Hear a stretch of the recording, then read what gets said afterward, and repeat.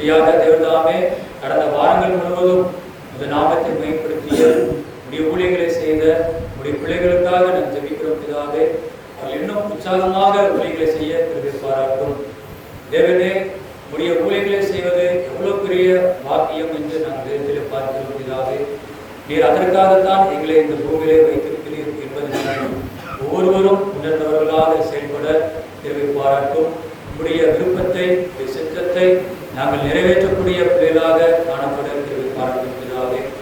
இப்படியாக செய்ய முயற்சி செய்யக்கூடிய அப்படி வாஞ்சிக்கக்கூடிய ஒவ்வொரு ஆத்மாக்களையும் நீர் எடுத்து பயன்படுத்த வேண்டும் என்று நாங்கள் வேண்டுதல் செய்கிறோம் பிதாவே. இந்த தொழுகையின் துவக்கம் முதல் முடிவு மட்டும் நீங்காத பிரசன்னம் எங்கள் அண்ணனோட கூட இருந்து பாதுகாத்து வளர்த்த வேண்டும் என்று வேண்டுதல் செய்கிறோம். அருமையான இளம் காலை பொழுதிலே இயற்கை சீதோஷண நிலை மிகவும் அருமையாக இருக்கிறது பிதாவே. மழைகள் எதுவும் எங்களை சேதப்படுத்தாதபடிக்கு தடை ஏற்படுத்தாதபடிக்கு பாதுகாத்து வளர்த்த வேண்டும் என்று நாங்கள் வேண்டுதல் செய்கிறோம். வர தடைப்பட்டிருக்கக்கூடிய ஆத்மாக்களையும் உரிய நேரத்திலே பாதுகாப்போடு தேவதாமே கொண்டு வந்து சேர்க்கும்படியாக வேண்டுதல் செய்கிறோம். நீரை பொருட்படுத்திக் கொள்ளும் வல்லினத்தும் ஆசீர்வதியும். எல்லா துதி கன மகிமையாகவும் உமக்குரியது உமக்கே செலுத்துகிறோம். எங்கள் மீட்பரும் இரட்சகருமாகிய இயேசு கிறிஸ்துவின் ஜெபிக்கிறோம் ஜீவனுள்ள நல்ல பிதாவே. ஆமென்.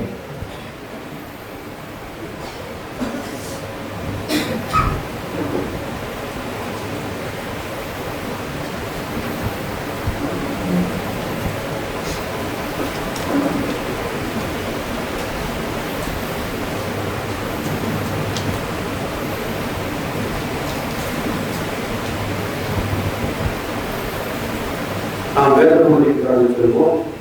நமது கைகளில் இருக்கும் பரிசுத்த வேதாகமத்திலிருந்து பழைய ஏற்பாட்டிலிருந்து ஒரு பகுதியை வாசிக்க கேட்போம். வாசிக்க தெரிந்து கொண்ட பகுதியாக சங்கீத புஸ்தகம் 18ஆம் அதிகாரம் 1 முதல் 21. 18ஆம் அதிகாரம் 1 முதல் 21 வசனங்களை வாசிப்போம். பழைய ஏற்பாட்டிலிருந்து சங்கீத புஸ்தகம் 18ஆம் அதிகாரம் 1 முதல் 21 வசனங்களை வாசித்து காட்டும்படியாக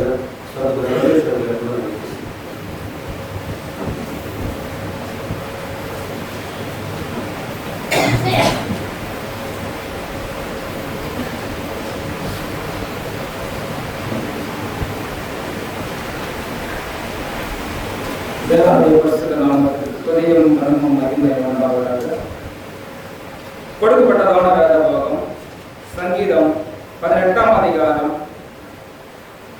பழைய ஏற்பாடு பக்கம் எண் 679. ராகதலையனுக்கு ஒப்புவிக்கப்பட்ட சங்கீதம்.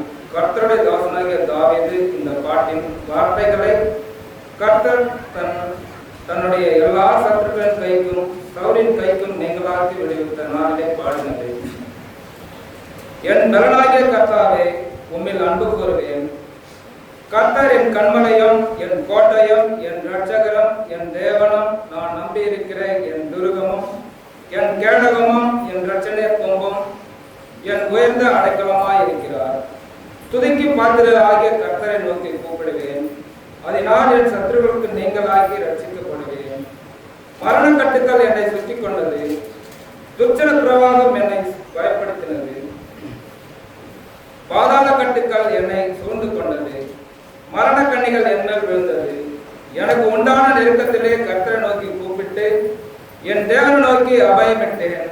தமது ஆலயத்திலிருந்து என் சத்தத்தை கேட்டார். என் கூப்பிடுதல் அவர் சன்னதியில் போய் அவர் செவிகளில் ஏறிற்று. அப்பொழுது பூமி அசைந்து அதிர்ந்தது. அவர் கோபம் கொண்டபடியால் பர்வதங்கள் அஸ்தவாரங்கள் குலுங்கி அசைந்தது.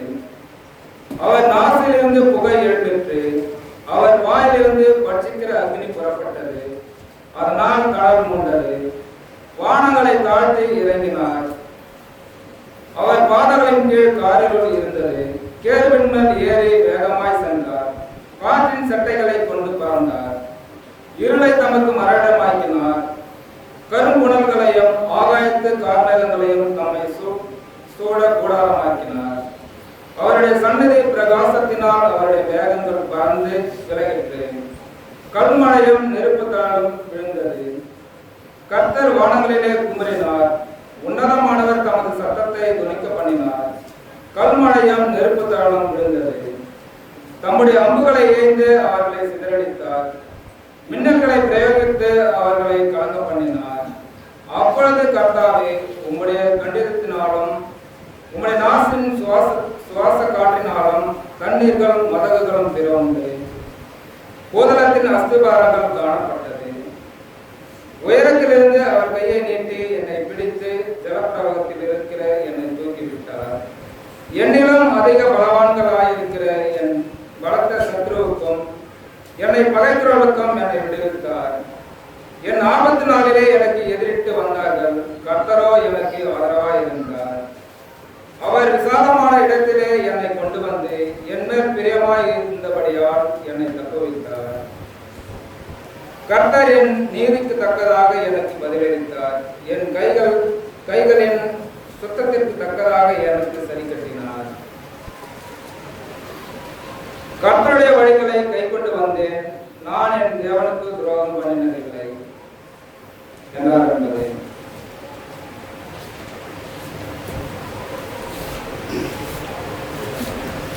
பழைய பாட்டிலிருந்து சங்கீத புத்தகம் 18ஆம் அதிகாரம் 1 முதல் 21 வசனங்களை வாசிக்க சகோதரர் ரமேஷ் அவர்கள் சாமி சார்பாக நன்றிகளை பார்த்து பேசுகிறோம். அடுத்தபடியாக இந்த மாதத்திலிருந்து 3வது வாரமாக தேவதையை ஆரம்பிக்கிறோம். நேற்று தினத்தில் கூட கிறிஸ்துவ சபை ஊழியர்கள் என்ற ஒரு குரூப் இருக்கிறது.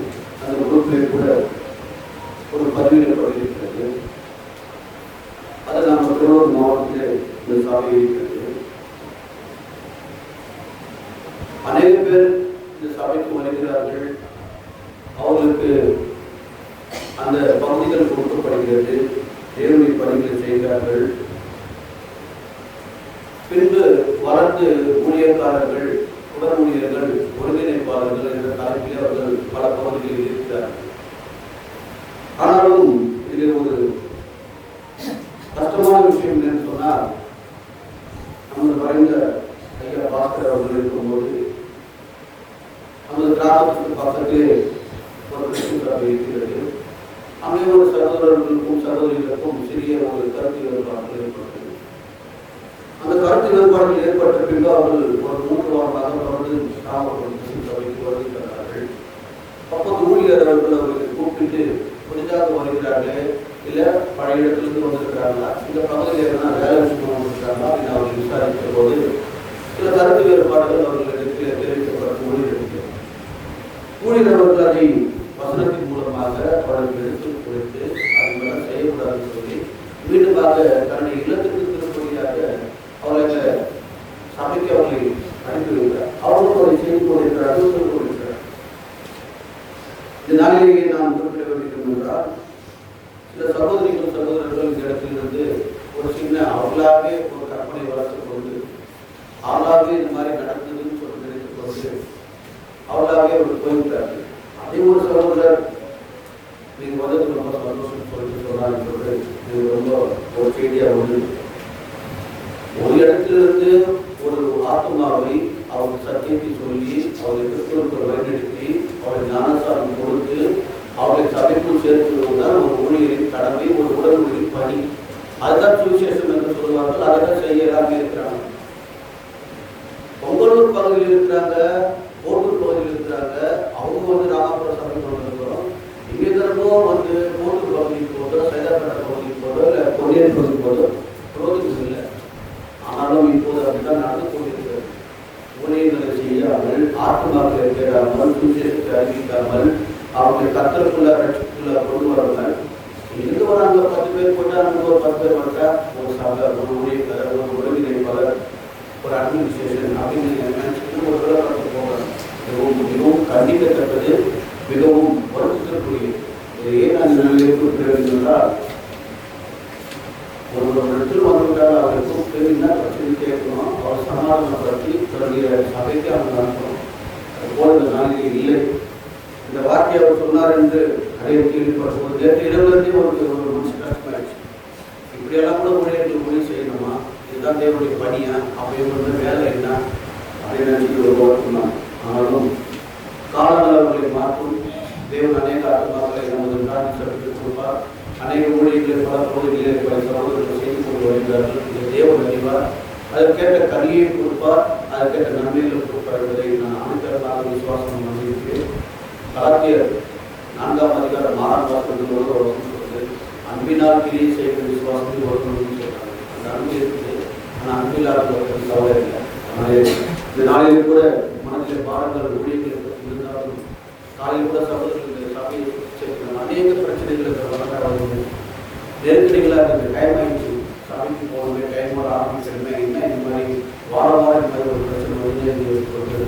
ஆனாலும் ஒருவினால் ஒரு விசுவாசத்தை காத்துக்கொள்ளுங்கள் என்று சொல்லியிருக்கிறார். அதனால கோபப்பட்ட ஒரு நேரத்தோட ராஜ்யத்துக்கு நான் பதில் சொல்லுவதால் சகலமான சொல்லலாம். ஆட்சி கூழ்பட்டு சதாப்தி பஞ்சபாத மாதிரி போய் இருப்பார்.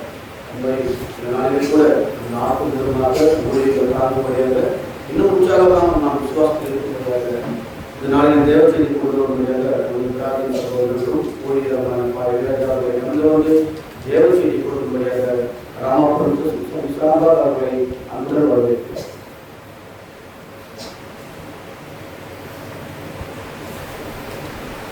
அன்பான தேவனுடைய பிள்ளைகளே, உங்கள் யாவருக்கும் இயேசு கிறிஸ்துவின் நாமத்தினாலே வாழ்த்துக்கள்.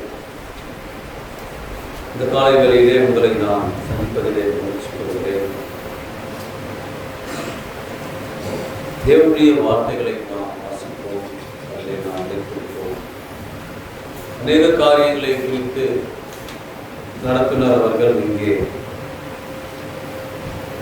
சபையிலே அவர் அதை பதிவு செய்தார். இத்தனை வருட ஊழியத்திலே இப்படியெல்லாம் ஏற்கனவே நடந்திருக்கிறது, இனியும் நடக்கும். இனியும் எத்தனையோ காரியங்கள் இந்த உலகிலே நடந்திருக்கிறது. ஆனால் நாம் தேவனை தொடர்பு கொள்வோம். இவற்றுக்கெல்லாம் நாம் கொஞ்சம் கூட அதை பற்றி கவலைப்பட வேண்டிய அவசியம் இல்லை. இயேசுவானவர் 3.5 ஆண்டுகள் பயிற்சியளித்தும் அதில் ஒருவர் சென்று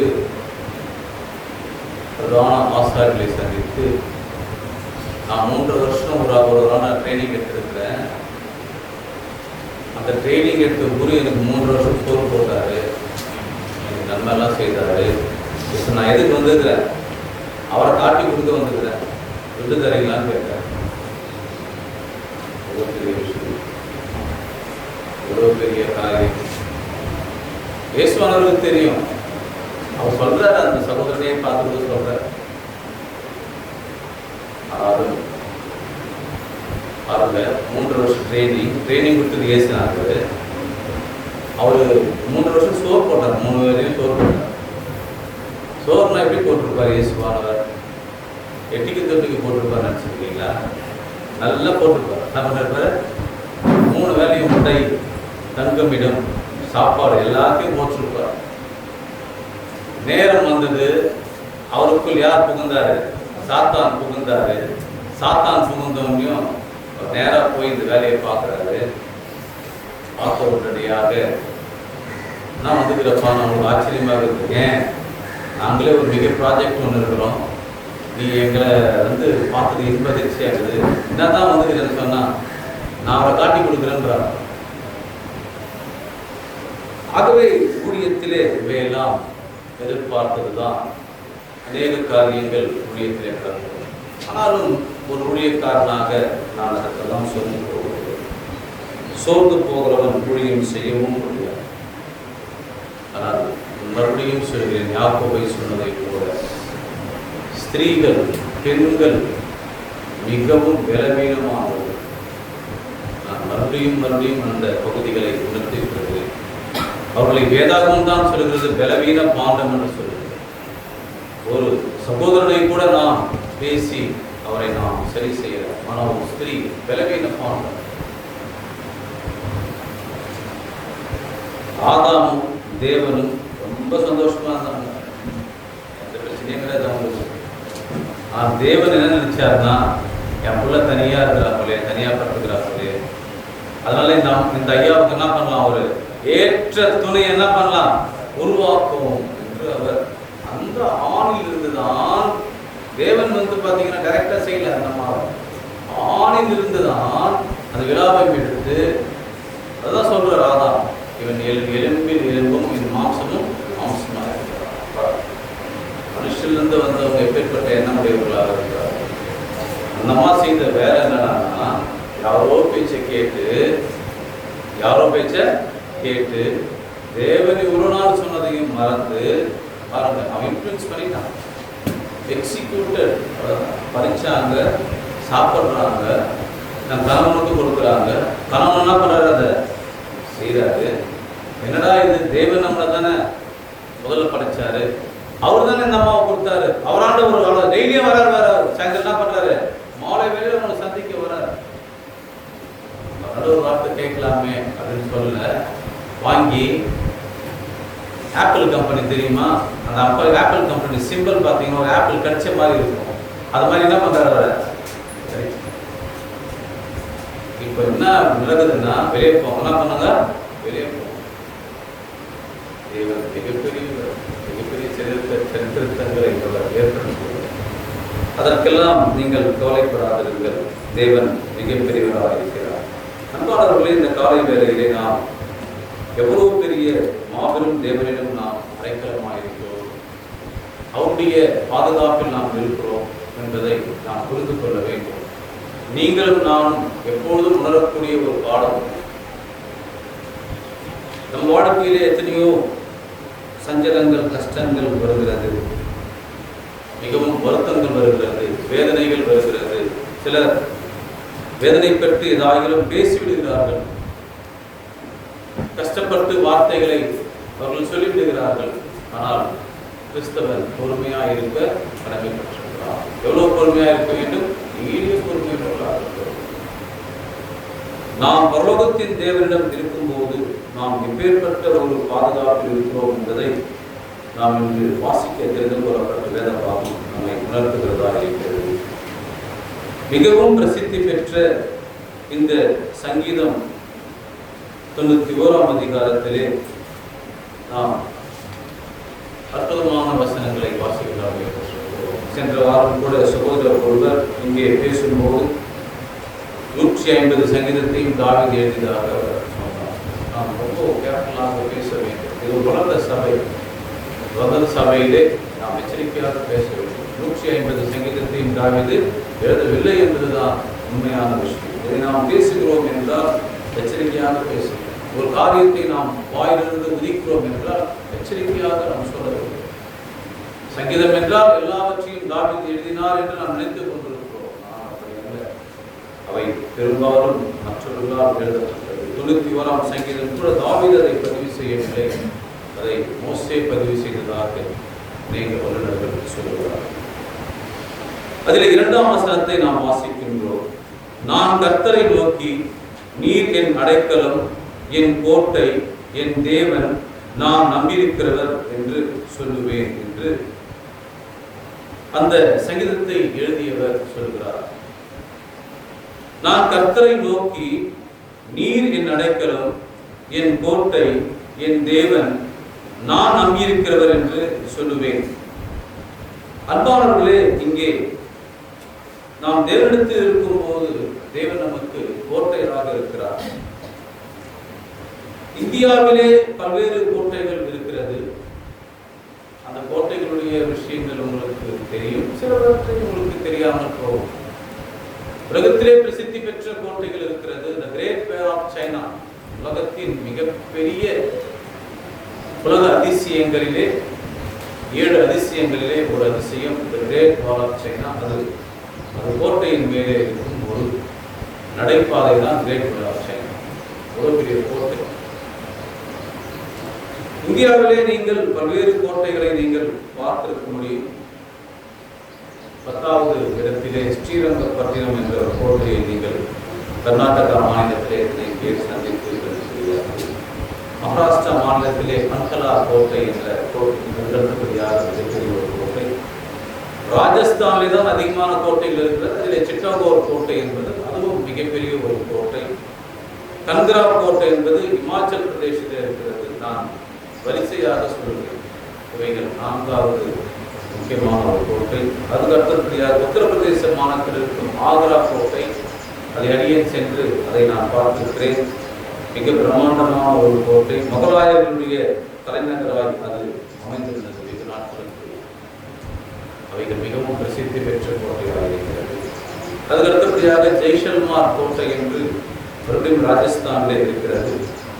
அதுவும் மிகவும் பிரசித்தி பெற்ற ஒரு கோட்டை. பின்பு தெலுங்கானாவின் மாநிலத்திலே கோல்கொண்டா கோட்டை என்று சிகந்தராபாத் ஹைதராபாத்திலே இருக்கிறது. அதற்கும் அங்கே சென்றிருக்கிறேன். மிகப்பெரிய ஒரு கோட்டை. குவாலியர் கோட்டை என்று அங்கே மூன்றாவது மிகப்பெரிய கோட்டை மத்திய பிரதேச மாநிலத்திலே குவாலியர் நாட்டின் அந்த அரசவைக்கு சொந்தமான ஒரு கோட்டையாக இருக்கிறது. இந்தியாவின் இரண்டாவது மிகப்பெரிய கோட்டை செங்கோட்டை. அங்கிருந்து தான் நம்ம கொரியெல்லாம் ஏற்றுக்கலாம். Official symbol of India government. Indian அரசாங்கம் அங்கிருந்து தான் குடியரசு தின விழா மற்றும் சுதந்திர தின விழா கோட்டை. அதே போல மெஹ்ரங்கார் கோட்டை என்பதுதான் ராஜஸ்தானிலே இந்தியாவின் மிகப்பெரிய கோட்டை. ஏன் இந்த விவரங்களை சொல்கிறேன் என்றால், இந்த கோட்டையெல்லாம் பல்வேறு சூழ்நிலைகளிலே இந்தியாவிலே அவைகள் கொண்டது. பல்வேறு ராஜ்யங்களாக சமஸ்தானங்களாக அவைகள் பிரித்திருந்தது. தமிழகத்திலே செஞ்சி கோட்டையை நீங்கள் எத்தனை பேர் சென்று பார்த்திருக்கிறீர்கள் என்று தெரியவில்லை. நான் வாரத்திற்கு ஒரு முறை இதை பார்த்துக் கொண்டிருக்கிறேன். ஏனென்றால் நான் சென்று கொண்டிருக்கிறேன் ஒரு வேலை விஷயமாக. அப்போது செஞ்சியை நோக்கி நான் செல்லும்போது கோட்டை செஞ்சி அந்த டவுன்லேருந்தே தெரியும் நல்லா. ஒரு முறை அதை ஏறிவிட வேண்டும் என்று சென்று ஏறினேன். தற்போது எனக்கு வயதாகிவிட்ட காரணத்தினால் என்னால் அதை ஏற முடியாது. கொஞ்சம் தூரம் ஏறினேன், பிறகு ஏறினேன். என் பிள்ளைகள் ஓடிக்கிறார்கள். விட்டா போதான் பறக்கிறாங்க. எனக்கோ மூச்சு வாங்குறது, வேர்வை குத்துகிறது. இனிமேட்டு நம்மளால என்ன பண்ண முடியல. இன்னும் கூட கொஞ்சம் தூரம் இருக்குது. ட்ரை பண்ணி ஒரு 1.5 மணி நேரம் நடந்துருக்கிறேன். அந்த சிறு பிள்ளைகளுக்கு டயர்ட் ஆயிடுச்சு. மறுபடியும் பார்த்தால் இன்னும் கூட கொஞ்சம் இருக்கிறது அந்த இடத்திற்கு செல்வதற்கு. அங்கேதான் ராணி ராஜா எல்லாம் இருப்பாங்க. அவங்க எவ்வளவு கஷ்டப்பட்டு நடந்துதான் போயிருக்காங்க. அன்பாளர்களே, இந்த கோட்டையிலே நீங்கள் இருப்பீர்களானாலும் கூட உங்களுக்கு பிரச்சனைகள் வரும். தேவன் நமக்கு கோட்டையாக இருக்கிறார் என்று வசனம் பேசுகிறது. தேவன் அந்த கோட்டையிலே நமக்கு அடைக்கலமாக இருக்கிறார் என்று வசனம் பேசுகிறது. நீங்கள் சொன்ன எந்த பிரச்சனையாக இருந்தாலும் தேவன் நமக்கு அடைக்கலம் கோட்டையாக இருக்கிறார். இவற்றுக்கெல்லாம் நாம் பயப்பட வேண்டிய அவசியம். அவருடைய கூட நாம் இருப்போமானால் நம்மை மேற்கொள்ள இந்த உலகத்தில் யாராலுமே முடியாது. இந்த கோட்டைகளை குறித்துதான அநேக விவரங்களை அறிய அதிகாலை எழுந்து வாசித்துக் கொண்டு நான் இருந்தேன். எனக்கே இந்த விஷயம் ரொம்ப நாள் தெரியாது. இந்த காலையில் தான் வாசித்தேன். இந்தியாவில் ஒரு கோட்டை இருக்கிறது. அந்த கோட்டையை இதுவரைக்கும் யாருமே பிடிக்கல. அவை மும்பையிலிருந்து 160 கிலோமீட்டர் தொலைவிலே அந்த கோட்டை அமைந்திருக்கிறது. அரபிக்கடலிலே அது அமைந்திருக்கிறது. ஒரு தீவிலே அந்த கோட்டை அமைந்திருக்கிறது. கிட்டத்தட்ட 550 குடும்பங்கள் அங்கே வசித்தார்கள் ஒரு காலகட்டத்திலே. அந்த கோட்டையின் பெயரை நீங்கள் வாசிப்பீர்களானால் ஜஞ்சிரா கோட்டை என்று அதற்கு பெயர். நீங்கள் அதில் எட்டிலே பார்க்கலாம். நான் அந்த கோட்டையை அந்த யூடியூபில் காலையில் பார்த்து கொண்டிருந்தேன். இதுவரைக்கும் யாராலுமே பிடிக்க முடியல. மராத்தியர்கள் கூட அதை பிடிக்க முடியல. ஏன் பிரிட்டிஷ் பிடிக்க முடியல, போர்ச்சுகீசியர் பிடிக்க முடியல, டச்சாக பிடிக்க முடியல. யாராலுமே அதை நெருங்க முடியவில்லை. காரணம், தொலைவிலிருந்து பார்ப்போமானால் அந்த கோட்டை தாழ்பால் உள்ளது. அதனுடைய வாசல்கள் எங்கே இருக்கிறது என்பது கூட தெரியாது என்று இங்கே சொல்லப்பட்டிருக்கிறது. ஆனால் அது ஒரு டூரிஸ்ட் ஸ்பாட். நீங்கள் மும்பைக்கு செல்வீர்களானால் அந்த கோட்டைக்கு என்ன பண்ணலாம்? ஆப்பிரிக்கர்கள் இங்கே வந்து ஆப்பிரிக்கர்களுடைய சித்தி டைனஸ்டி தான் அந்த கோட்டையை 450 ஆண்டுகள் ஆட்சி செய்திருக்கிறார். அந்த கோட்டையை இதுவரைக்கும் யாராலுமே பிடிக்க முடியல. 1980 ஆண்டு எல்லாரும் அதிலிருந்து அகற்றப்பட்டு அவர்கள் மகாராஷ்டிரா மாநிலத்தின் பல்வேறு பகுதியில் குடியமர்த்தப்பட்டார்கள். 1947 ஆண்டு இந்தியா சுதந்திரம் பெற்ற போது யாருடன் சேரலாம் என்று அந்த கோட்டையில் உள்ள மன்னர்கள் வைத்துக் கொள்ளப்பட்டார்கள். பின்பு இந்திய அரசாங்கம் அவர்களை பேசி இந்திய அரசாங்கத்துடன் அவர்கள் இணைந்திருக்கிறார்கள். இந்தியாவுடைய ஒரு பகுதியாக அந்த கோட்டை இருக்கிறது. அந்த கோட்டையின் பேர் தான் ஜஞ்சிரா கோட்டை. அதை மாலிக் கேம்பல் என்பவர் கட்டினார். அன்பானவர்களே, இதை ஏன் நான் சொல்லுகிறேன் என்றால், கோட்டை என்பது அத்தனை முக்கியமான இடமாக இருக்கிறது. அது மன்னர்களுடைய ஒரு வசிப்பிடமாக இருக்கிறது. மன்னர்கள் அந்த ராஜ்யத்தின் தலை சிறந்த ஆட்சியாளர்களாக இருப்பதனாலே அவருடைய பாதுகாப்பு உறுதி செய்யப்பட்டிருக்கிறது. அங்கே இருக்கும் போதுதான் அவர்களுக்கு எந்த பிரச்சனையும் இல்லை. பல்வேறு கட்டங்களை தாண்டிதான் மன்னர்களிடத்திலே செல்ல முடியும். அங்கே அவர்களுக்கு ரகசிய பாதைகள் இருக்கிறது. ஒருவேளை அரசாங்கமே விழுந்து போனாலும் அந்த ரகசிய வழியாக அவர்கள் எங்கேயோ சென்று அவர்களுக்கான ஒரு இடம் இருக்கிறது. அங்கே சென்று தப்பித்துக் கொள்கிறார்கள். நம் தமிழகத்திலே நம்முடைய தமிழ்நாட்டு அரசாங்கத்தின் தலைமையிடம் செக்ரட்டரியேட் என்று சொல்லப்படுகிறதான தலைமை செயலகமே சென்ட் ஜார்ஜ் கோட்டையில் தான் நமது அமைந்திருக்கு. நீங்கள் சீஃப் செக்ரட்டரிக்கு அட்ரஸ் பண்ணீங்கன்னா the government of Tamil Nadu chief secretary saint George court, Chennai 9. தலைமை செயலகம் சென்ட் ஜார்ஜ் கோட்டை, சென்னை 9. இதுதான் அட்ரஸ். இது தமிழகத்தின் தலைமையிடத்துக்கு இந்த அட்ரஸ். என் முதலமைச்சரே தலைமை செயலகத்தோடு இணைந்து தான் செயல்பட முடியும். ஒரு ஆள் தான் முதலமைச்சர், கோப்பில் கையெழுத்து போகணும். அவருக்கு மினிஸ்டர், மினிஸ்டர்களெல்லாம் துறைகளுக்கான ஒரு மக்கள் பிரதிநிதி தான். ஆனால் செயலகம் என்று ஒன்று இருக்கிறது. அந்த செயலகம் தான் அது செயல்படும். அதுதான் அரசு. அதுதான் அரசு என்று அந்த அரசு என்ற கோட்டையில் தான் அங்கே நடைபெறுகிறது. ஆனால் இதில் எந்த கோட்டையில் இருந்தாலும் ஒருவேளை நீ பிடிப்படலாம், அல்லது தோற்று போகலாம், அல்லது நீ எந்த விதமான ஒரு சூழ்நிலை எதிர்க்கலாம். ஆனால் தேவன் உனக்கு கோட்டையாக இருப்பாரானால் எப்பேற்பட்ட ஒரு சூழ்நிலைகள் இருப்பார். சங்கீதம் 91:2 நாம் அதை தான் வாசிக்கிறோம். நான் கர்த்தரை நோக்கி, நீரின் அடைக்கலம் உன் கோட்டை, என் தேவன் நான் நம்பியிருக்கிறவர் என்று சொல்லுவேன் என்று நாம் அங்கே வாசிக்கின்றோம். நீங்கள் வாசிக்க தெரிந்து கொள்ளப்பட்ட வேதாகமத்தின் பகுதியாகிய சங்கீதம் 18ஆம் அதிகாரத்தை நீங்கள் வாசித்தீர்கள். மிகவும் வேதனையோடு தன்னுடைய கடினமான நாட்களை அவர் அங்கே எதிர்கொண்டார். தாவீதை போல ஒரு கடினமான நாட்களை எதிர்கொண்ட மனிதனை நீங்கள் பார்த்துக்க முடியாது. பல்வேறு சூழ்நிலைகளை அடியேன் கூட என் தகப்பனார் எனக்கு அந்த பெயரை வைத்த போது எனக்கு டேவிட் இளையராஜா தான் ஒரு பேர் வச்சார். சர்டிபிகேட் பெயரே கூட 5ஆவதுல இருந்து அந்த டேவிட் என்ற பெயர் என்ன பண்ணி அதை காணாமல் போய் வைத்தார். அதனால தான் என் மகனுக்கு அந்த பெயரை நான் சூட்டினேன். மிகவும் அருமையான ஒரு பெயர். அந்த பெயருக்குரியவர் பட்ட கஷ்டங்கள் கொஞ்ச நஞ்சம் அல்ல. ஏதோ ஒரு 2 பேர் 3 பேர் குடும்பங்கள் நம்மை விட்டு போய்விடுகிறது. அவர்கள் தவறாக புரிந்து கொள்கிறார்கள், அல்லது ஏதோ ஒரு பிரச்சனை நம்பப்படுகிறது, நாம் துவண்டு போகிறோம். தாவீதின் வாழ்க்கையிலே அநேகருக்கு நான் தினமும் சொல்லிக் கொண்டிருக்கேன்.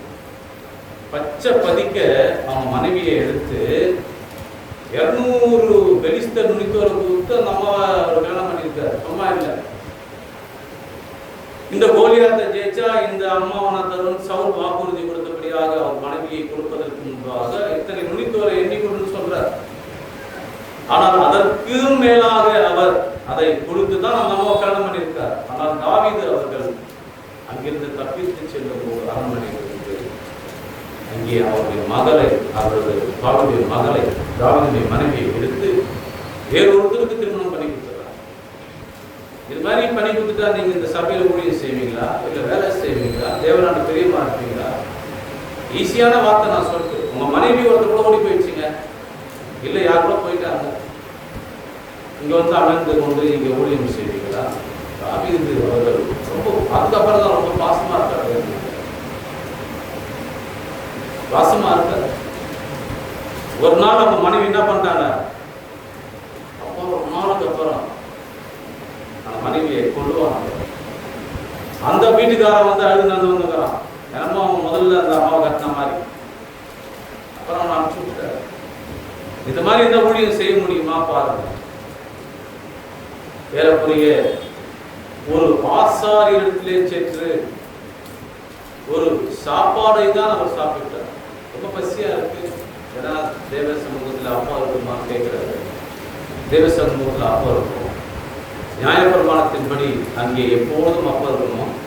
அந்த அப்பத்தை எடுக்கும்போது என்ன பண்ணணும்? வேற ரீப்ளேஸ் பண்ணணும். இங்க வேற அப்பம் எதுவும் இல்லை.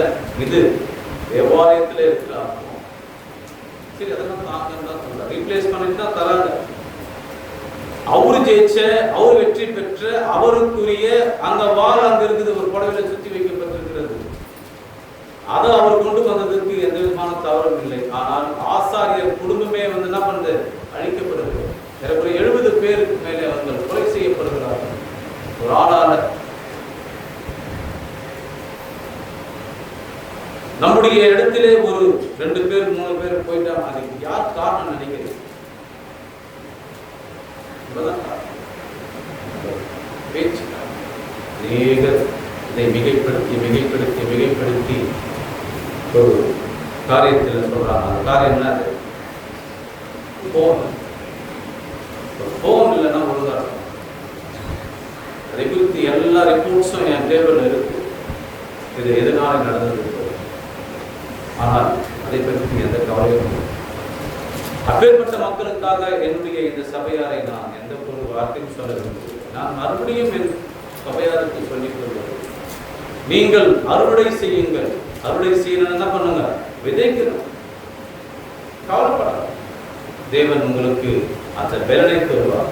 ஒரு ஊழியக்காரன் பேசி 3000 பேரை கொண்டு வர முடியும்னா உங்களால் ஒரு 30 பேரை கொண்டு வர முடியாதா? பேர் எத்தனை பேரை கொண்டாந்தாரு? 3000 பேரை கொண்டாந்தாருங்க. அது மாதிரி ஒரு நிகழ்ச்சி அதுக்கப்புறம் எப்பவுமே நடக்கல.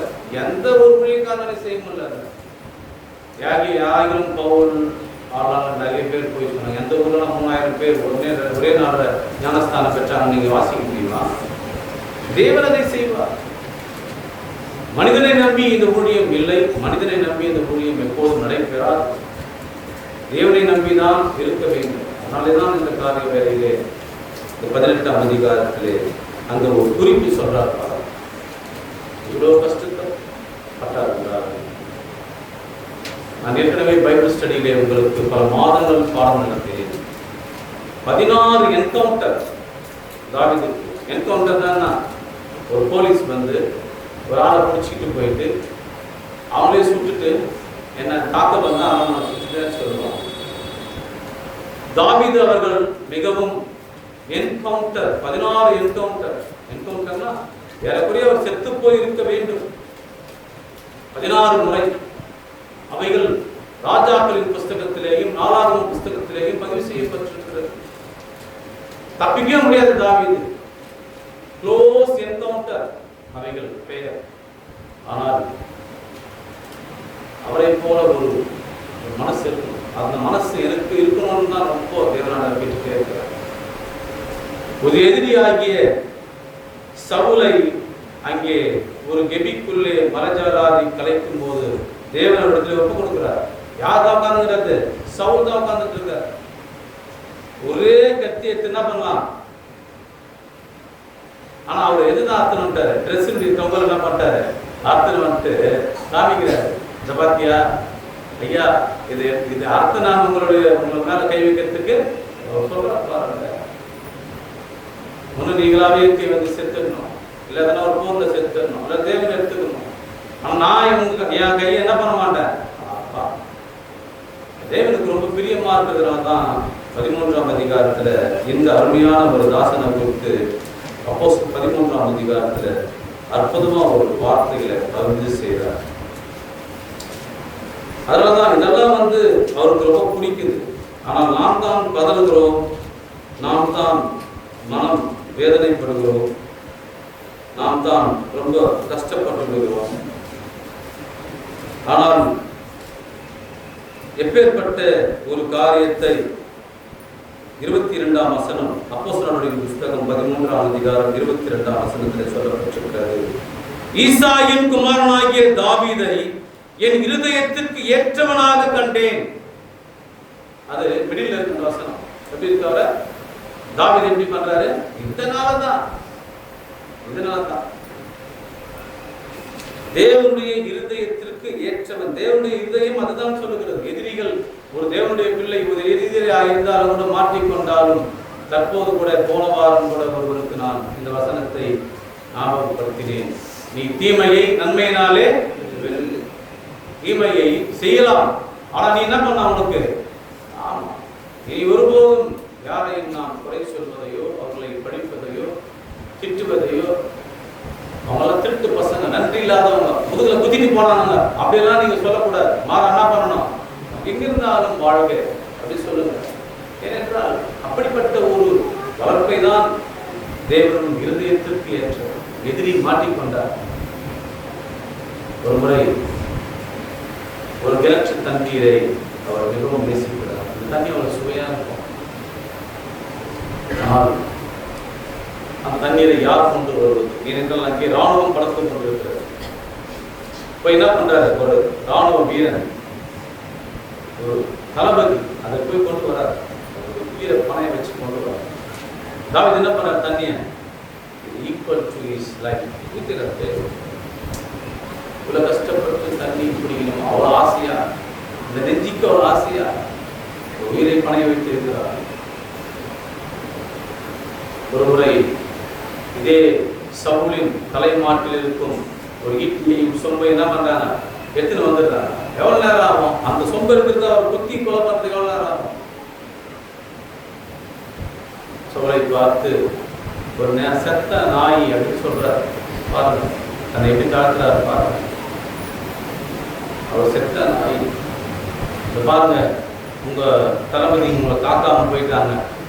இந்த ஈட்டி யாருன்னு பாருங்க, இந்த சொம்பு யாருன்னு பாருங்க, வந்து வாங்கிட்டு போங்க.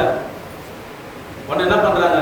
பாத்தியா உன்னை அப்படின்னு சொல்ல, மாறாக எதிரியே வந்து வெக்கப்படுற அளவுக்கு என்ன பண்றாரு? சொல்றாரு, தாவீது என் மகனே, நீ தான் ஆட்சிக்கு வருவ, ஆசீர்வதிக்கப்படுவாய் சொல்லி அவர் ஆசீர்வதிச்சுட்டு போயிட்டார் வாயாரே. அப்படி இருக்கணும் தேவனுடைய பிள்ளை.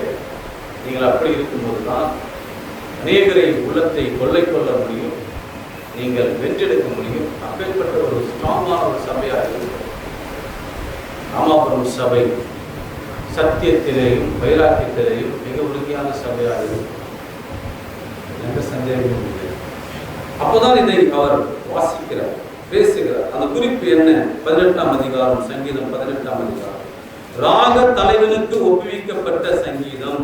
கர்த்தருடைய தாசனாகிய தாவீது இந்த பாட்டின் வார்த்தைகளை கர்த்தர் தன்னை தன்னுடைய எல்லா சத்துருக்களின் கைக்கும் சவுலின் கைக்கும் நீங்களாக்கி விடுவித்த நாளிலே பாடினர். This wonderful song was sung on the day when he was freed from all troubles and perplexities. அதிலே அவர் சொல்லுகிற அந்த இரண்டாவது வசனம் அற்புதமான வசனமாக பதிவாயிருக்கிறது. கர்த்தர் என் கன்மலையும் என் கோட்டையும் என் இரட்சகரும் என் தேவனும் நான் நம்பியிருக்கிற என் துருகமும் என் கேடகமும் என் இரட்சண்ய கொம்பும் என் உயர்ந்த அடைக்கலுமாயிருக்கிறார்.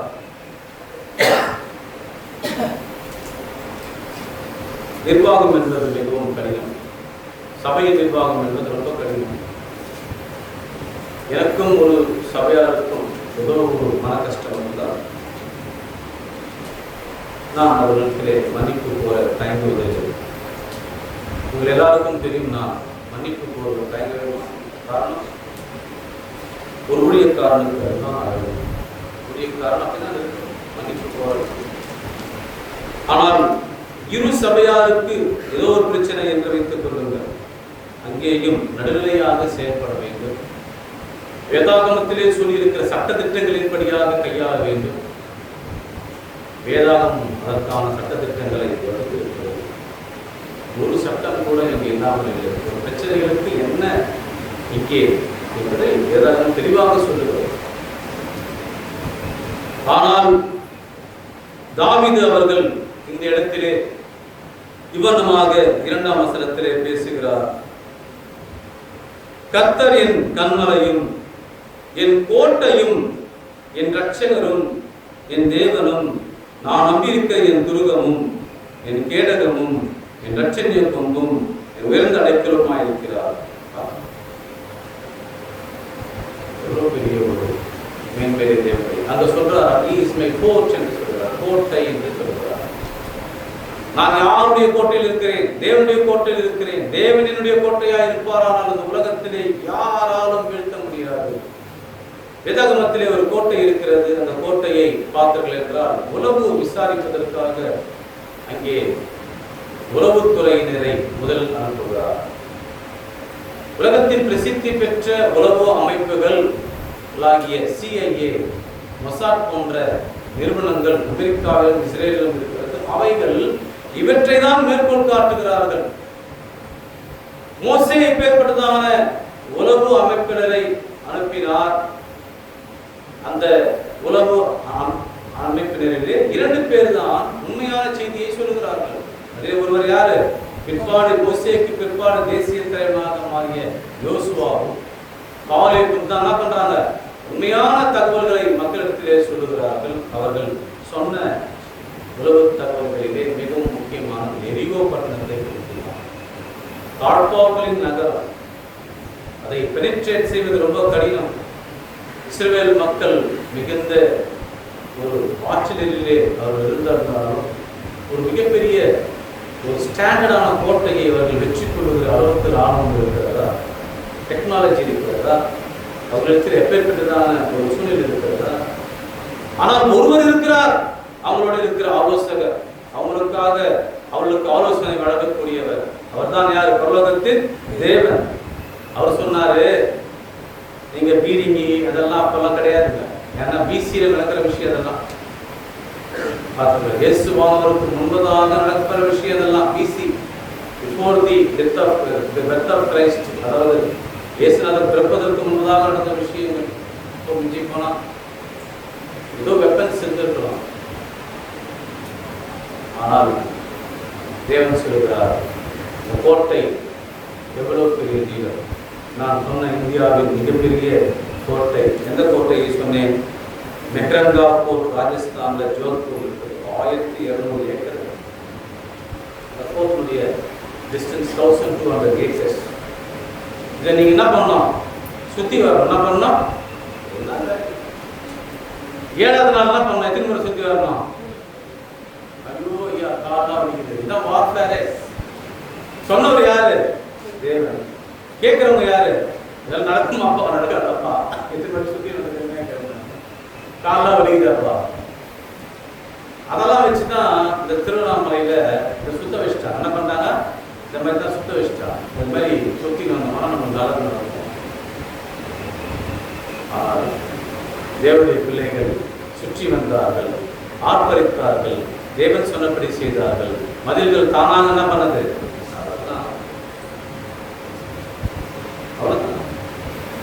எரிகோ என்கின்ற கோட்டை இட்ஸ் a myth.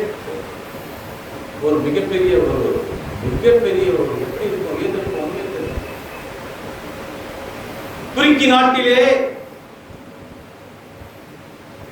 பல்வேறு நூற்றாண்டுகளாக ஒரு மித் இருந்தது. மித் என்றால் ஒரு மாதிரியான ஒரு பாட்டுகள் என்றால் கதைகள், அதை பற்றி சொல்வது ஒரு மிகப்பெரிய கதை. அந்த ஊர் பேர் ட்ராய். ட்ராய் என்கின்ற ஒரு தேசம். இந்த தேசம் கிரேக்க மன்னர்கள் மேல் ஒரு உரிய பல நூற்றாண்டுகளாக அந்த கோட்டை அப்படி இருக்கும். அதை வெற்றி கொள்ளவே முடியாது. ட்ராயினுடைய கடற்கரையிலே மிகப்பெரிய ஒரு குதிரையை செய்து அந்த குதிரையிலே ராணுவ வீரர்கள் எல்லாம் பகுதிக்கு கொண்டிருக்கிறார்கள். அந்த குதிரைக்கு சக்கரம் எல்லாம் இருக்கிறது. அதை அவர்கள் விட்டு சென்று விட்டார்கள். ஆனால் குதிரையின் உள்ளே ராணுவ வீரர்கள் பதுங்கி இருக்கிறார்கள். The people of Troy அவர்கள் வந்து அந்த குதிரையை பார்க்கறாங்க. பாருங்க, இந்த குதிரையை விட்டு ஓடி போயிட்டாங்க. மாமா குதிரையை. இந்த குதிரையை நம்ம என்ன பண்ணலாம்? எதுவும் எட்டு போயிடலாம். நம்ம கோட்டைக்குள் எட்டு போயிடலாம். அந்த கோட்டைக்குள்ள அந்த குதிரையை கொண்டு சென்று விடுகிறார்கள். இதெல்லாம் வரலாற்று உண்மைதான். அதை எதுவுமே அந்த குதிரையை அங்க உள்ள வச்சுட்டு ஒரு திருவிழா மாதிரி அவங்க கொண்டாடிட்டு எல்லா வீட்டில் போய் படுத்துக்கிறாங்க. இரவு அந்த குதிரையின் இருக்கிற ஆளுநர் எல்லாம் பண்றாங்க, ஒருத்தர் வந்து தாப்பால திறந்து விட்டாங்க. அவன் போற மாதிரி போயிட்டு வந்துட்டாங்க. ட்ராய் வீழ்ச்சி அடைந்தது. எங்கே இருக்கிறது ட்ராய்? துருக்கியிலே இருக்கிறது. Turkish city. அன்பான தேவனுடைய பிள்ளைகளே, தேவனுடைய கோட்டையில் இருப்பானால் உண்மை என்ன செய்யும்? இப்படிப்பட்டதான வசனங்களை நாம் அநேக வசனங்களை வேதாகமத்திலிருந்து வாசிக்க முடியும். சங்கீதம் 142 அதிகாரத்திலே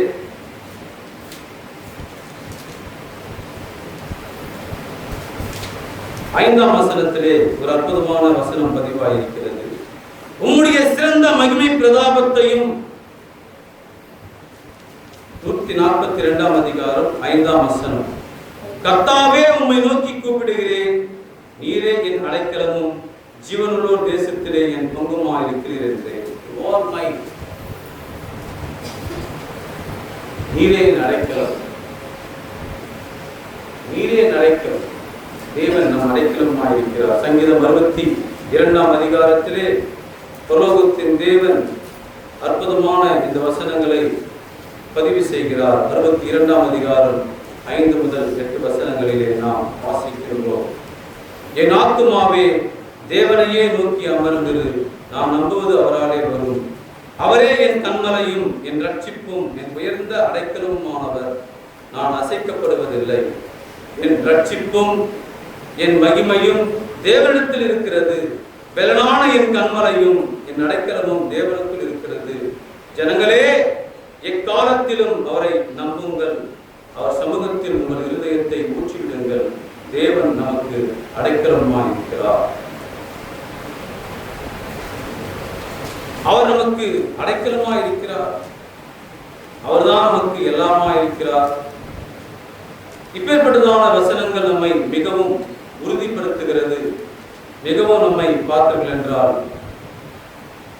மிகுந்த உற்சாகத்தை கொடுக்கிறது. இந்த காலை வேளையிலே இப்படிப்பட்டதான வசனங்கள் பார்த்தீர்கள் என்றால் எப்பேற்பட்ட ஒரு காரியத்தை நமக்கு சொல்லுகிறதை பாருங்கள்.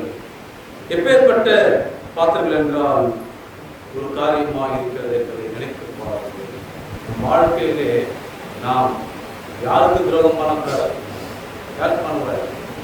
மனைவிக்கு சின்ன சின்ன விஷயத்துல ஏதோ துரோகம் பண்ணியிருப்பீங்க. ஏதோ ஒரு வாழ்க்கையில உங்கள் சரீரத்துக்கு விரோதமான துரோகம் பண்ணியிருப்பீங்க. ஐயா அவர்களை சொன்னதை போல தேவனுக்கு என்ன பண்ணக்கூடாது? தாவீது தான் இதை எழுதுறார். சங்கீதம் 18ஆம் அதிகாரம் 21ஆம் வசனத்தில் இதை பதிவு செய்திருக்கிறார். கர்த்தருடைய வழிகளை கைக்கொண்டு வந்தேன், நான் என் தேவனுக்கு துரோகம் பண்ணினது. கிறிஸ்துவின் சபையார் எப்படி நடந்து கொள்கிறார்கள் என்பதை நான் அறிவேன். அவருடைய சகல புள்ளி விவரங்களும் இருக்கிறது. அப்போ நான் சொன்னா பெரிய உறவுத்துறை நடத்தி கொண்டிருக்கோம்.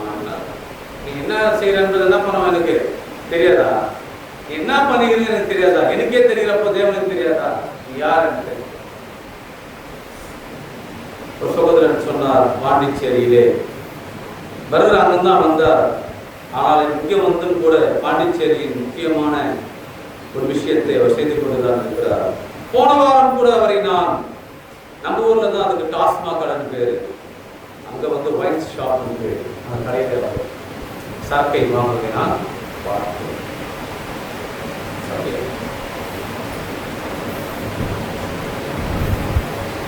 அப்படியா? இங்கிருந்து சென்றவர்களுக்கு சில பேர் சத்தியம் சொல்லி கொடுக்கிறார்கள். சபையை சேர்ந்த ஒரு சகோதரன் சொன்னார், பிரதர் இவருக்கு மெசேஜ் கொடுக்காதீங்க, ஏன்னா இவரு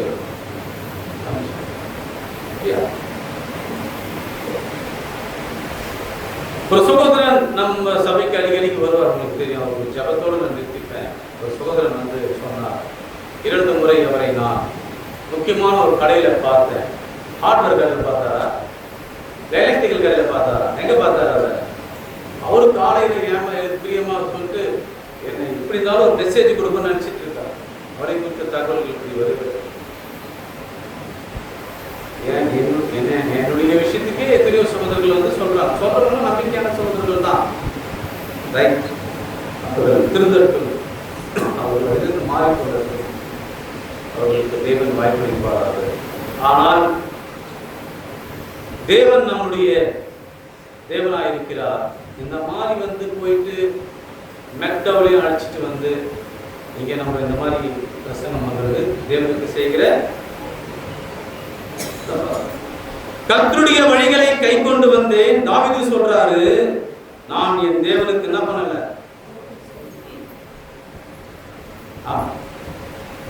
இங்க யாருக்கெல்லாம் துரோகம் பண்ணுங்க பிரதர் அப்படின்னு நான் சொல்லி தர மாட்டேன். யாருக்குமே என்ன பண்ணாதீங்க, துரோகம் பண்ணாதீங்க. முக்கியமா தேவனுக்கு என்ன பண்ணாதீங்க, தேவனுடைய விஷயத்துல தேவனுடைய சட்டங்களை நீங்க மீறுவது துரோகம், தேவனுடைய திட்டங்களையும் தேவனுடைய சட்டங்களையும் மீறுவது துரோகம். தாவீது எவ்வளவு ஒரு பயங்கரமா சொல்றாரு பாருங்க. அவர் எப்பவுமே பண்ணதில்லை, ஆனா அவருக்கு ஒரு பிரச்சனை வருது. நம்ம ஊழியருக்காக எனக்கு இந்த மாதிரி பிரச்சனை வந்து என்ன பண்றீங்க, ஐயோ பாவம் இப்படியெல்லாம் கஷ்டப்படுறாரு, என்ன பாவம் செய்தாரோ என்ன மாதிரி செய்தாரோ அப்படின்னு என்னை பற்றி நீங்க சொல்லுங்க. அப்பவே இந்த மாதிரியான நீங்கள் சொல்லும் போது நான் எப்படி இருக்க வேண்டும் என்றால், தாவீது தேவனிடத்தில் தன்னை நிலைப்படுத்தி நான் ரொம்ப ஸ்ட்ராங்கா, நீங்க சொல்வதனாலே நான் சோர்ந்து போகிறேன். நான் என்னை நான் பார்க்கவில்லை என்றால் ஐயோ நான் மாறாக இன்னும் நாம் தேவனுக்கு உறுதியாக இருக்கிறோம். அவர் காத்துட்டே இருந்தார் தாவீது. மக்களா பார்த்து என்ன பண்ணாங்க தெரியுங்களா, அவர் ஒரு சின்ன குடுக்கு மாதிரியா ஒரு சின்ன ஒரு 2 கோத்திரத்துக்கு தான் ராஜாவா பண்ணார். அப்புறம் தான் என்ன பண்றாரு, அவரு சமஸ்த இஸ்ரவேலுக்கும் ஏறக்குறைய 33 ஆண்டுகள் தான் ராஜாவா இருந்தார். ஆனால் 7 வருடங்கள் சமஸ்த இஸ்ரவேலுக்கு ராஜாவா இல்லை, 33 இயர்ஸ் தான் இருக்காரு. ஆனால் ஒரு ராஜ்யபாரம் எத்தனை வருஷம், 40 வருடம். அன்பான தேவனுடைய பிள்ளைகளே, சங்கீதம் 46ஆம் அதிகாரத்திலேயும் நாம் வாசிக்கின்றோம். ஒரு தேவன் எப்பேற்பட்டவராக இருக்கிறார் என்று முதல் வசனம் பேசுகிறது. தேவன் நமக்கு அடைக்கலமும் பெலனும் ஆபத்து காலத்தில் அனுகூலமான துணையுமானவர். ஸ்டேட்டஸ்ல நான் வைக்கிற அநேக வசனங்கள் பலருடைய நெஞ்சை குளிர்விக்கிறது. இவையெல்லாம் யார் தராங்க, நம்ம சபையார் தான் தராங்க. சபையார் அதுதான் ஒரு பழக்கம் போட்டுங்கிறேன். இந்த மாதிரி வசனத்தெல்லாம் கஷ்டப்பட்டு எடுத்து போடுறீங்க, அந்த பேரெல்லாம் யார் வாங்கிட்டு போயிடுறேன், நான் வாங்கிட்டு போயிடுறேன். அதுல நம்ம சபையோ நம்மளுடைய பேரையோ நான் போட விரும்புதில்லை. ஏன்னா அதை பார்த்து கூட சில பேர் புறக்கணிப்பாங்கன்னு சொல்லி வசனத்தை மட்டும்தான் நம்ம என்ன பண்றோம், போடுறோம். இந்த வசனத்தை நீ வாசிக்கும் போது ஜீவனுள்ள வார்த்தைகள் ஆறுதலாக அமைகிறது, அநேகருக்கு ஆறுதலாக அமைகிறது. என்னுடைய செல்போன்ல 5000 பேர் இருக்கிறாங்க, பல பேர் இருக்கிறாங்க. என் கான்டாக்ட்ஸ் சொல்லுது, செல்போன் கான்டாக்ட்ஸை மிஞ்சிட்டீங்க. அது நிறைய பேர் டெலிட் பண்ணிட்டு தான் இருக்கிறாங்க. இவ்வளோ பேர் பார்க்குறாங்க, இவ்வளோ பேர் ஆறுதல் அடைகிறாங்க. நிறைய பேர் பார்த்தீங்கன்னா இப்போ கிரீன் மாதிரி ஒரு ஹார்ட் அடிச்சு விடுறாங்க பயங்கரமா, அதை லைக் பண்றாங்க. என்ன பண்றாங்க, லைக் பண்றாங்க. வசனம் பேசுகிறது, தேவன் நமக்கு அடைக்கலமும் பெலனும் ஆபத்து காலத்தில் அனுகூலமான துணையுமானவர். சங்கீதம் 14ஆம் அதிகாரம் 6ஆம் வசனத்தை நாம் வாசிப்போமானால், அங்கேயும் தேவன் நிபந்தமான காரியத்தை சொல்கிறார். சிறுமைப்பட்டவனுக்கு கர்த்தர் அடைக்கலமாயிருக்கிறார் என்று சொல்லி நீங்கள் அவருடைய ஆலோசனையை அலட்சியம் பண்ணினீர்கள். சிறுமைப்பட்டவனுக்கு யார் அடைக்கலம், கர்த்தரே அடைக்கலமாயிருக்கிறார் என்று வசனம் பேசுகிறது. சங்கீதம் 71ஆம் அதிகாரத்திலே நாம் வாசிக்கின்றோம். 3ஆம் வசனத்திலே, என் தேவனே துன்மார்க்கனுடைய கைக்கும்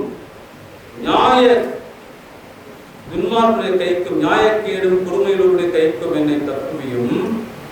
3ஆம் வசனத்திலே நாம் வாசிக்கின்றோம், நான் எப்போதும் முந்தடையத்தக்க கண்மலையாயிரும், என்னை ரட்சிப்பதற்கு கட்டளையிட்டீரே, நீரே என் கண்மலையும் என் கோட்டையுமாயிருக்கிறீர்.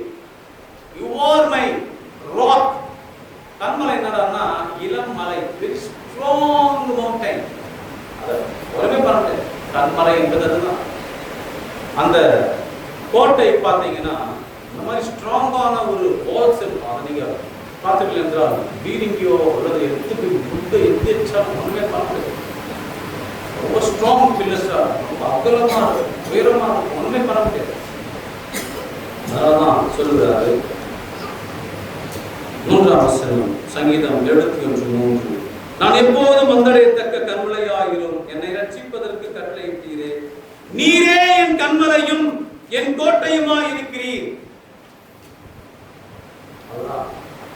ஒரு ஆள் ஒன்றும் பண்ண முடியாது. இந்த தேவன் உங்களுடைய கூட இருப்பாரானால், நீங்கள் அவரை நம்பியீர்களானால், அவர் உங்கள் தேவனாய் இருப்பாரானால், அப்பேற்பட்டதான வாக்குத்தத்தமானது அங்கே கொடுக்கப்பட்டிருக்கிறது. உபாகமம் புஸ்தகம் 33ஆம் அதிகாரத்திலே, உபாகமம் 33ஆம் அதிகாரத்திலே நாம் மோசேயின் மூலமாக தேவன் நமக்கு அற்புதமான வசனங்களை பதிவு செய்கிறார். அவைகள் 27 முதல் 29 வசனங்களிலே பதிவாயிருக்கிறது. உபாகமம் 33ஆம் அதிகாரம் 27 முதல் 29 வசனங்கள். அநாதி தேவனே உனக்கு அடைக்கலமும், அவருடைய நித்திய புயங்கள் உனக்கு ஆதாரம்.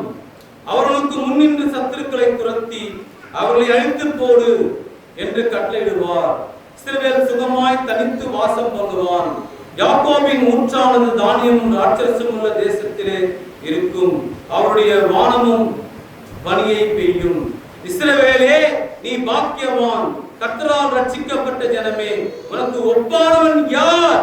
உனக்கு சகாயம் செய்யும் கேடகமும் உனக்கு மகிமை பொருந்திய பட்டணமும் பட்டயமும் அவரே. உன் சத்துருக்கள் உனக்கு இச்சகம் பேசி அடங்குவார்கள். அவர்கள் மேடுகளை மிதிப்பாய் என்று சொன்னார். ஆவிக்குரிய இஸ்ரவேலர்களே, மாம்சத்துக்குரிய இஸ்ரவேலர்களாகியவர்களுக்கு இவ்வளவு பெரிய தேவன் நன்மைகளை செய்வாரானால், ஆவிக்குரிய இஸ்ரவேலர்களாகிய உங்களுக்கு எவ்வளவு பெரிய ஒரு நன்மைகளை செய்வார். எப்பேற்பட்ட ஒரு அருமையான ஜனமாய் இருப்பீர்கள். அங்கே சொல்லுகிறார், அந்த ஆவிக்குரிய பூமிக்குரிய இஸ்ரவேலை பார்த்து சொல்லுகிறார், கர்த்தரால் ரட்சிக்கப்பட்ட ஜனமே, உனக்கு ஒப்பானவன் யார்? நீங்கள் தேவனால் ரட்சிக்கப்பட்ட அவருடைய மக்கள், உங்களுக்கு ஒப்பானவன் யாருமே கிடையாது. உங்களை எங்க திரும்ப போறாரு? நீங்கள் தேவனுக்கு பிரியமா இருப்பீங்களா? எங்க திரும்ப வர பரலோகம் கொண்டு போவாருங்க. அவரோட கூட இருப்பார். ஆவிக்குரிய மாம்சக்குரிய இஸ்ரவேலருக்கு 40 ஆண்டு வழி நடத்தினார். 2 பேர் தான் தேர்னாங்க. பாருங்க அவருடைய கணக்கு எப்படி இருக்கு. நீங்க நினைக்கிறீங்க நம்ம வந்து இப்படி எல்லாம் கணக்கு போயிருக்கீங்க. தேவனுடைய கணக்கு எப்படி இருக்கு பாருங்க. தேவனுடைய கணக்கு பாருங்க. 2 பேர் தான் போறாங்க. யோசுவா காலேப் நீங்க எல்லாரும் போவே இல்லை. தேவனுடைய நன்மைகளை உங்களுக்கு தெரியும். மன்னாவை பற்றி தெரியும், தாடையை பற்றி தெரியும், துணிகள் பார்த்து அழுக்காமலே என்று தெரியும், செருப்பு தெரியவில்லை என்று தெரியும். தெரிஞ்சு என்ன பிரயோஜனம்? மனசு என்ன சொல்லுகிறது? மனசுடைய யோசனை என்ன சொல்லுகிறது? இந்த ஒரு முறை மாத்திரம் தப்பு செய்துட்டு நம்ம திருந்திடலாம் தான் எப்பவுமே மனசு சொல்லிக் கொண்டே இருக்கிறது. ஆகவே இந்த முறையும் ஏதோ நம்ம தப்பு செய்யறோம்.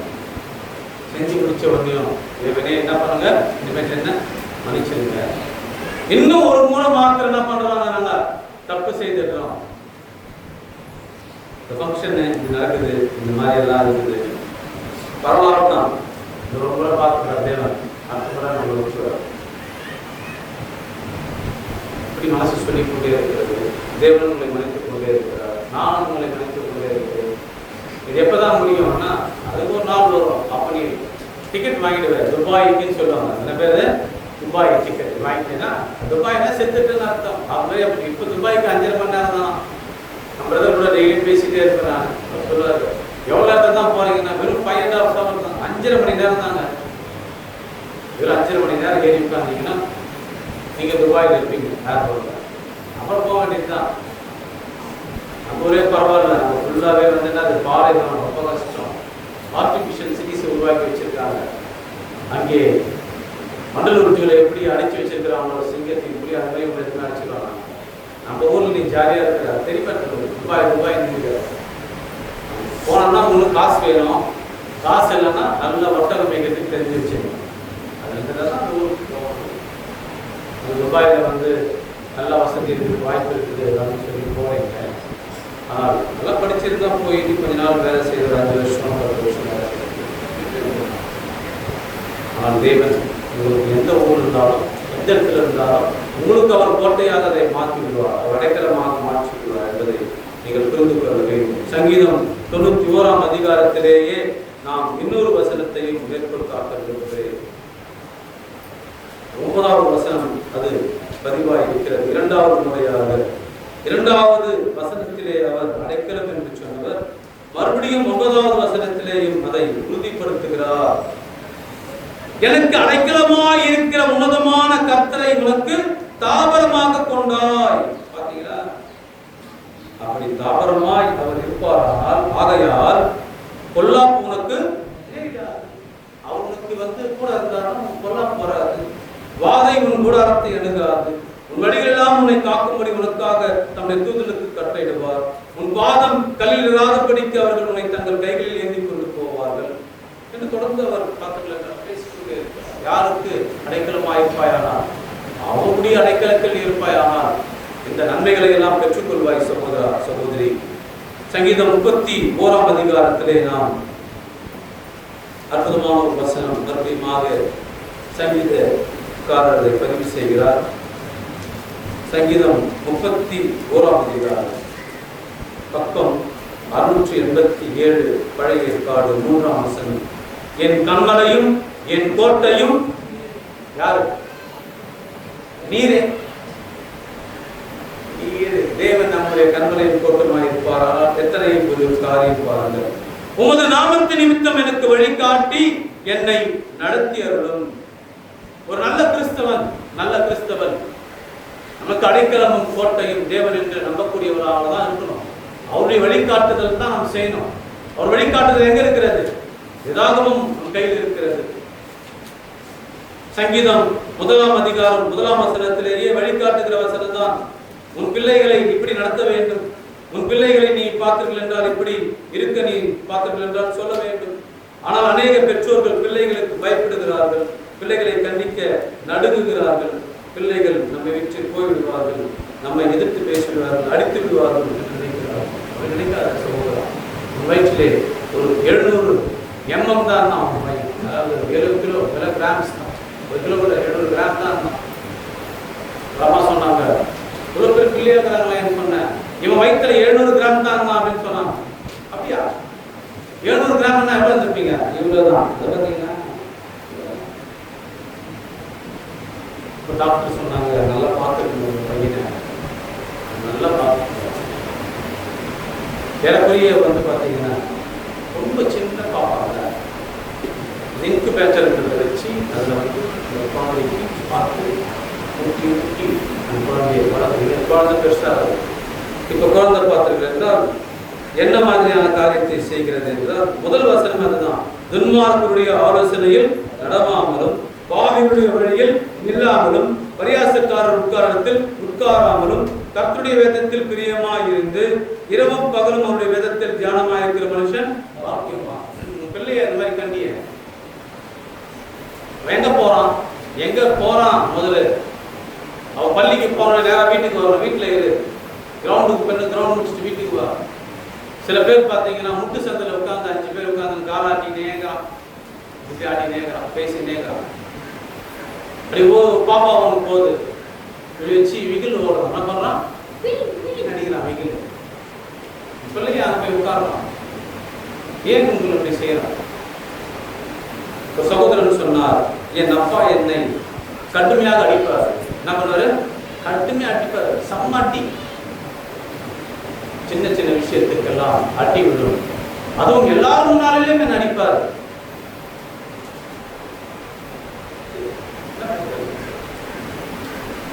என் தந்தையார் என்னை கடுமையாக அடிப்பார், எல்லாரும் முன்னிலையும் அடிப்பார். ஒரு சின்ன ஒரு செகண்ட் லேட்டா வந்தா கூட அடி நல்லா விடும். எனக்கு ஒரு ஸ்டேஜ்ல இவர் விட்டு போனா போதுன்னு சொல்லிட்டு நான் வெளிநாட்டு வேலைக்கு போயிட்டேன். அப்படியா? அந்த அளவுக்கு என்ன அடிப்பார். ஆனால் வட்டாதான் சீரழிந்து அப்படின்னு எழுதி வைக்க சொன்னார். யார் சொன்னாரு? இந்த வார்த்தையை சொன்னது யாரு? உங்களுக்குள்ளே நீ அந்த மாதிரி நீங்க அடிக்கிறியா? 5 லட்சம் சம்பாதிக்கிற நல்லா ஹைஃபை லைஃப் இருப்பார். சொன்ன வார்த்தைகளை நான் கேட்டுக்கொண்டிருக்கிறேன். அரசாங்கத்தில் வேலை வந்தது. அந்த அரசாங்க வேலையை தூக்கி போட்டார், பட்டியலில் சேர்த்து விட்டார். நான் டிப்ளமா அவனுக்கு சேர்த்துறேன். முதல் மாவன் நான் தேர்ந்தேன். என் அப்பா என்னை பட்டியலில் சேர்த்துட்டார். நல்லா அடிக்க வைக்கிற சமட்டி வேலைகளை நான் செய்கிறேன். பின்பு பக்ரையில் ஒரு ஆளை பிடிச்சி எடுத்து வெளிநாட்டில் சேர்த்துட்டார். என் அப்பா ஏன் இப்படி செய்தார் தெரியாது. நான் இப்போதான் தெரிகிறது. நான் எவ்வளோ பெரிய ஆளாக எல்லா ஊர்லயும் நல்லா அடிப்பார். ரொம்ப விட்டா போதும், நான் ஓட்ட வெளிநாட்டுக்கு போனா போதும் அப்படிங்களா? அவர் பேர் யார்? எலிஜோயர். இந்த வார்த்தைகளை சொன்னார், இப்படி உன் பிள்ளையை நீ கண்டிக்க வேண்டும். அதுக்காக போய் முக்கெல்லாம் வச்சு இருக்குது. எந்த பிள்ளையை நீ கரெக்டா அந்த மாதிரி அந்த பிள்ளை வரும். அவங்க ஒரு பிள்ளைய பார்த்தோன்னே நான் சொல்லுவாங்க, அம்மா அப்பா அந்த வளர்க்குறாங்களா இல்லையா. சில சொல்லுகிற சபையில் இருக்கிற பிள்ளைகளை நீங்கள் கண்டிக்காது. நான் கடுமையாக பேசினதுனால சில பேர் தப்பா நினைச்சுக்கிறார். இடத்தில் நான் இருக்கிறேன், நீ கண்டிக்க மாட்டேன், நான் கண்டிக்கிறேன். நீங்க ஹார்ஷா பேசுறீங்க, வேற எப்படி பேச சொல்லுங்க? உலகத்தின் மிக தரம் வாய்ந்த முன்னுக்கு வந்த மக்களை நான் சந்தித்துக் கொண்டுதான் இருக்கிறேன், அவரிடத்தில் பேசிக் கொண்டுதான் இருக்கிறேன். என்னுடைய வளர்ச்சிக்கு காரணம் என்ன? என் அப்பா என்னை நல்லா போட்டு அடி பின்னி எடுப்பார். நானே பரவாயில்ல போல ஆமாண்ட, ஆனால் அவர்கள் அப்பா இன்று இல்லை, அவர்கள் மறித்து போனார்கள். எலிஜோயல் அவங்க அப்பா இன்னைக்கு இல்லை, நல்லா சொல்றார்கள். என்னுடைய மகனுக்கு நான், அவருடைய மகனுக்கு நான் நல்ல விஷயங்களை நான் சொல்றேன். செல்போனை பார்க்காம இருக்க முடியாது. செல்போனை பார்க்கும்போது நம்மள அறியாமையே சில ஆபாச காரியங்களை நான் பார்க்க வேண்டியிருக்கோம். என் பிள்ளைக்கு நான் சொல்லிக் கொடுத்தேன், இது நல்லது கெட்டது என்று சொல்லிக் கொடுத்தேன்.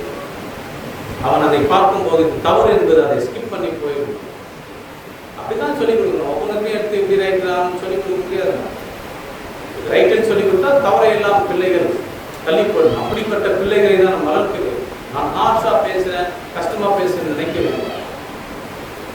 அநேக சபையின் பிள்ளைகளை குறித்து சிலர் குறை சொல்லி போனார்கள். அவர்களை பற்றி எனக்கு கவலை இல்லை. என் சபையார் இது சரியாக தான் இருக்கிறார்கள். கொஞ்சம் அவர்கள் அந்த விஷயத்திலே அதை மாற்றிக் கொள்வார்கள். ரொம்ப அருமையான விஷயம். என் பிள்ளைகளை குறை சொல்ற அளவுக்கு அவங்க இல்லை. அவங்க நல்லா ஒவ்வொருவரையும் நான் தெரியும். அவர்களுக்கு தெய்வ பயம் இருக்கிறது, பக்தி இருக்கிறது, காரியம் இருக்கிறது. ஒரு சில நெகட்டிவ் விஷயங்கள் இருக்கிறது, ஆனால் அவர்கள் கெட்டு போற அளவுக்கு அது இல்லை. அப்படி இருக்கும் மாணவர்களை அழைத்து பேசுவேன். இங்க பாருங்க, எப்பேற்பட்ட ஒரு காரியத்தை தேவன் சொல்கிறார். தேவன் நமக்கு அடைக்கலமாக இருக்கிறார். இன்னும் 2 வசனங்களை மாத்திரம் வாசித்து நிறைவு செய்ய விரும்புகிறேன். சங்கீதம் 144ஆம் அதிகாரத்திலே இந்த வசனம் பதிவு செய்யப்பட்டிருக்கிறது. 2ஆம் வசனத்திலே,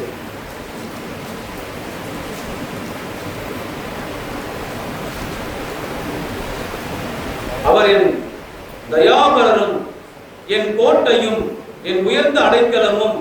இதுவும் தாவீது தான் பேசுகிறார். என்னை விடுவிக்கிறவரும் என் கேடகமும் நான் நம்பினவரும் என் ஜனங்களை எனக்கு கீழ்ப்படுத்துவருமா இருக்கிறார். Is a king. அவர் ஒரு ராஜாவா இருந்ததுனாலே, ஒரு ஆர்மி மேன் ஆனதுனால இந்த கோட்டை என்ற வார்த்தை அடிக்கடி அவர் பயன்படுத்துறார். இதனால அவருடைய மகிமை அவருக்கு தெரியும். என் தேவன் தான் எனக்கு கோட்டை, இந்த கோட்டை இல்லை, தேவன் தான் எனக்கு கோட்டை. இந்த வசனம் பேசுகிறதை நாம் வாசிப்போம். அவர் என் தயாபரரும் என் கோட்டையும் என் உயர்ந்த அடைக்கலமும் என்னை விடுவிக்கிறவரும் என் கேடகமும் நான் நம்பினவரும் என் ஜனங்களை எனக்கு கீழ்ப்படுத்துவருமா இருக்கிறார். எவ்வளவு பெரிய வார்த்தைகளை சொல்லுகிறது. எரேமியா 16ஆம் அதிகாரத்திலே நாம் ஒரு வசனத்தை வாசித்து நிறைவு செய்வோம். எரேமியா 16ஆம் அதிகாரத்திலே அந்த வசனம் பதிவாயிருக்கிறது. 19ஆம் வசனத்திலே அந்த வசனம் சொல்லப்பட்டிருக்கிறது. என் பெலனும் என் கோட்டையும் நெருக்கப்படுகிற நாளில் என் அடைக்கலமும் ஆகிய கர்த்தாவே, புறஜாதிகள் பூமியின் கடையாந்திரங்களில் இருந்து உம்மிடத்தில் வந்து மெய்யாகவே எங்கள் பிதாக்கள் பிரயோஜனம் இல்லாத பொய்யையும் மாயையும் கைப்பற்றினார்கள் என்பார்கள். அங்கேயும் அந்த வசனம் தான் பதிவாயிருக்கிறது. ஆக உலகத்தின் பிரசித்தி பெற்ற கோட்டைகளை நீங்கள் பார்க்கும்போது, ஒருமுறை செஞ்சி கோட்டை தான் போய் பார்த்துக்கோங்களே. திண்டிவனத்துல இருந்து ஒரு 20 கிலோமீட்டர் நடக்க முடியாதா பார்க்கலாம். எனக்கு தெரிஞ்சு இங்க இருக்கிற ஆண்கள் வரிசையில யாராலே ஏற முடியாது. ஏன்னா அவங்களுக்கு எல்லாம் கூட வயசாயிடுச்சு. இந்த மாதிரி நான் தோணுது. ஏன்னா நான் ஏறும் போது அதை பார்த்தேன். மூச்சே வாங்க பயணம் ரொம்ப கஷ்டம்தான். பெண்கள் சுத்தம் என்ன பண்ணுவாங்க, அந்த காலத்து பெண்கள் மாதிரி இல்லை, ரொம்ப பலவீனமா இருக்கிறாங்க அந்த காலத்து பெண்கள். ஒரு காலத்துல அந்த பெண்கள் ரொம்ப இவ்வளோ பெரிய மூட்டையை தூக்கி வச்சுக்கணும், குழந்தைய எடுத்து தூக்கி வச்சுக்கணும், நான் பார்த்துருக்கிற ஒரு குடம், அதுக்கு மேலே இன்னொரு குடம், அதுக்கு மேலே 3 குடம் தூக்கி நான் நல்லா ஸ்டிஃபாக நடத்த வந்து ஆதாக இருக்கும். இப்போ நான் எங்களுடைய வீடுகளிலே பார்க்குறேன், முட்டி வெடி, கை வெடி, கால் வெடி, காது வெடி. இதை சொன்னால் கூட கோச்சிக்காதீங்க, இதெல்லாம் சொல்றீங்க. ஒவ்வொருத்துக்கும் ஒரு நாள் ஒரு டாக்டர் பார்த்து தமிழ்நாட்டில் இருக்கிற எல்லா டாக்டரையும் பார்த்துட்டீங்க. இதுக்கு மேலே என்ன வழி வருதுன்னு தெரியல. தேவன் தான் உங்களை காப்பாற்றணும். இத்தனை வழி வச்சிருந்து நீங்கள் எங்கே அந்த செஞ்சு மலையை ஏற போறீங்க? வாய்ப்பே கிடையாது. தேவன் தான் உங்களுக்கு முட்டி நல்லா தான் சுத்தமாக. எங்கள் வீட்டில் வாய்ப்பே கிடையாது. இப்போ கால் வலி, பாத வலி, முட்டி வலி 3 ஸ்டார்ட் ஆயிடுச்சு. இதுக்கு பார்த்தீங்கன்னா 35 வயசு கூட ஆகும். நான் என்ன பண்ணுறேன்? இப்படி எல்லாருக்குமே இந்த காலத்து பெண்கள் ஃபுட்டுனாவோ இல்லை அவங்க உடற்பயிற்சியிலையோ ரொம்ப பெருமிதமாக இருக்கிறாங்க. ஸோ தைலம் பாட்டிலாக தேய்ச்சிக்கின்னு தான் படுக்கிறாங்க நைட்டில் கூட. அவங்கள தேவன் தான் காப்பாற்றணும். சகோதரிகள் அந்த மலை ஏற வாய்ப்பே ட்ரை பண்ணி பாருங்க. அவ்வளோ மலைக்கும் ஒரு நாள் சமையல் சார்பாக டூர் கூட போட்டுக்கலாம். செஞ்சு மாதிரி அருமையாக இருக்குதுங்க. போய் ஜப்பெல்லாம் கூட பண்ணலாம். பிரம்மாண்டமாக இருக்குது. நேரத்தில் நம்ம பார்க்கலாம். எல்லாரும் வாங்க செஞ்சு மாதிரி டூர் ஏறி பார்க்கலாம். யாரால் ஏற முடியுதுன்றதை ரொம்ப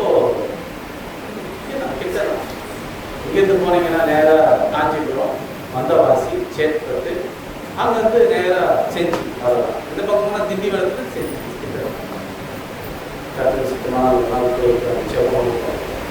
தேவனுடைய ஆசிரியர் தேவனோட கிடைக்கிற மாதிரி தேவனோட